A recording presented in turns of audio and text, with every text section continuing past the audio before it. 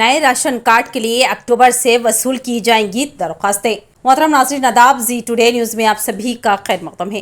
تلنگانہ حکومت نے نئے راشن کارڈز کی اجرائی کے سلسلے میں تفصیلی جائزہ لینے کے بعد یہ فیصلہ کیا کہ شہری اور دیہی علاقوں کے مستحق خاندانوں کو نئے راشن کارڈز جاری کرنے کے لیے آئندہ ماہ اکتوبر سے درخواست فارم حاصل کیے جائیں گے۔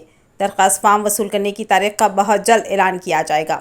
چیف منسٹر ریونت ریڈی نے گزشتہ ماہ 10 اگست کو راشن کارڈ کی اجرائی کے لیے 17 ستمبر سے درخواست فارم وصول کرنے کا اعلان کیا تھا۔ تاہم نئے راشن کارڈ کے لیے ابھی تک گائیڈ لائن تیار نہیں کیے گئے، جس کی وجہ سے گائیڈ لائنز تیار ہونے کے بعد درخواست فارم اکتوبر سے لینے کا فیصلہ کیا گیا ہے۔ پیر کو راشن کارڈ کی اجرائی کا جائزہ لینے والی کابینہ سب کمیٹی کا اجلاس منعقد ہوا، جس میں عہدیداروں کو ہدایت دی گئی کہ وہ جلد سے جلد گائیڈ لائنز کو تیار کریں۔